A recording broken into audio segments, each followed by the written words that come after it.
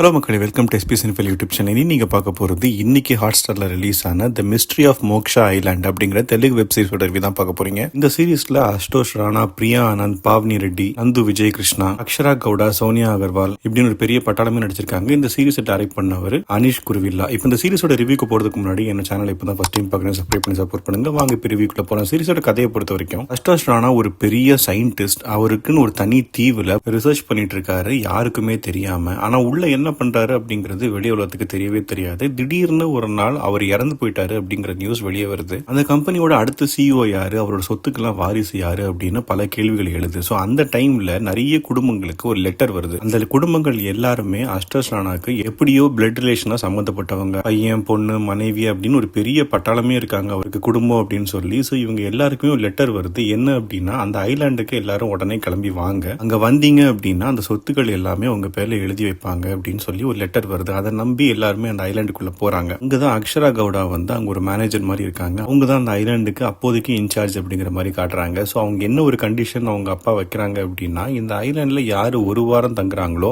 அவங்களுக்கு அந்த வாரம் முடிஞ்சதுக்கு அப்புறம் இருக்கிற சொத்தை அப்படியே சரிப்பதியா பிரிச்சு கொடுத்து இதுல ஒருத்தரை சிஇஓவும் ஆக்குற மாதிரி ஒரு டீல் வைக்கிறாங்க. ஸோ இதுக்கப்புறம் ஒவ்வொரு விஷயங்கள் நடக்குது, ஒவ்வொரு பேர் சாகுறாங்க, பல மர்மங்கள் நடக்குது, வந்தவங்களுக்கு நடுவுலயே வந்து நிறைய பிரச்சனைகள் வருது. ஸோ இதெல்லாமே ஷார்ட் அவுட் ஆச்சுதா இல்லையா, எதுக்கு அந்த ஐலாண்டுக்கு வர வச்சாங்க, உண்மையிலேயே அவர் இறந்துட்டாரா இல்லையா, அப்படி என்ன நடந்தது அப்படிங்கறதா இந்த சீரிஸோட மிச்ச கதை. இது ஒரு கிரைம் த்ரில்லர் ஜானர். இப்போ இந்த சீரிஸோட பாசிட்டிவ்ஸ் அண்ட் நெகட்டிவ்ஸ் பார்க்கலாம். முதல் பாசிட்டிவா தோன்றது இந்த கான்செப்ட். அவங்க யோசிச்சாங்கல்ல, இந்த மாதிரி ஒரு சீரிஸ், இந்த மாதிரி ஒரு கதை அமையணும் அப்படின்னு. இந்த கான்செப்ட் வந்து நல்லாவே இருந்தது. என்னதான் இங்கிலீஷ்ல ஆல்ரெடி ரிலீஸ் ஆன நைவ்ஸ் அவுட் படத்தோட கதையை பேஸ் பண்ணி இந்த கதையும் இருக்குது அப்படிங்கிற ஒரு சாயல் இருந்தாலும் அதுல இருந்து கதைக்குள்ள முற்றிலும் மாறுபட்ட மாதிரி தான் இருக்குது. ஸோ அதை நீங்க பார்க்கும்போது உங்களுக்கே புரியும். இதே மாதிரி ஆக்டிங்கை பொறுத்த வரைக்கும் ராணா, பிரியா ஆனந்த், பாவ்னி ரெட்டி, அக்ஷரா கவுடா, நந்து இவங்க எல்லாருமே அவங்களோட பெஸ்ட்டை கொடுத்திருக்காங்க. சீரிஸ் ஆரம்பிச்சு சில எபிசோட் பாத்தீங்கன்னா என்ன நடக்க போகுது, என்ன நடக்கும் அப்படின்னு ஒரு கியூரியாசிட்டி கொண்டு வராங்க. ஸோ ஸ்கிரீன் பிளே ஃபர்ஸ்ட் 2-3 எபிசோட்ல நல்லாவே இருந்தது. அதே மாதிரி லொகேஷன் அண்ட் சினிமோட்டோகிராஃபியும் நல்லாவே இருந்தது. இதெல்லாம் தான் சீரிஸோட பாசிட்டிவ்ஸ். இப்போ நெகட்டிவ் சைட் பார்க்கலாம். முதல் நெகட்டிவா தோன்றது, இந்த சீரிஸ்ல ஆரம்பத்துல எந்த அளவுக்கு ஒரு இன்ட்ரெஸ்டிங் எலிமெண்ட் இருந்ததோ போக போக பாத்தீங்கன்னா அதுவே நமக்கு ஒரு சலிப்பு தட்டுற மாதிரி ஆயிடுச்சு. ஏன்னா ரெப்பிட்டேட்டிவா ஒரே மாதிரியான சீன்ஸ் தான் திரும்ப திரும்ப வரும். நமக்கே தெரிய வரும் ஒரு பாயிண்ட்ல இதுதான் நடக்க போகுது அப்படின்னு. சர்வைவல் மூவி அப்படின்னா நிறைய ட்விஸ்ட் அண்ட் டர்ன்ஸ் இருந்தா மட்டும்தான் நமக்கு ஒரு கிரிப்பிங்கா இருக்கும். பட் ஒரு கட்டத்துக்கு மேல இந்த சீரிஸ்ல அந்த அளவுக்கு ஒரு கிரிப்பிங் ஃபேக்டரே இல்ல. அதே மாதிரி நிறைய கேரக்டர்ஸ்ல சில கேரக்டர்ஸ் வந்து ரொம்ப ஓவர் ஆக்டிங் பண்ணிருக்காங்க. அதை நீங்க பார்க்கும்போது உங்களுக்கு ரொம்ப எவிடென்ட்டா தெரியும். அந்த சீரிஸ்ல சில அடர் கண்டென்ட்ஸ் இருக்குது. ஸோ ஃபேமிலியோட பார்க்கும்போது கொஞ்சம் காஷியஸா பாருங்க. மொத்தத்தில் இந்த சீரிஸ் பத்தி சொல்லணும் அப்படின்னா, ஒரு இன்ட்ரெஸ்டிங்கான சப்ஜெக்டை எடுத்து பிரசன்ட் பண்ண விதத்தை கொஞ்சம் சொதப்பிருக்காங்க. ஆரம்பத்தில் உங்களுக்கு இருந்த கியூரியாசிட்டி போக போக பாத்தீங்கன்னா சுத்தமா அது அப்படியே காணாம போயிடும். ஏன்னா அந்த அளவுக்கு ஒரு ரிப்பிங்கான ஸ்கிரீன் பிளே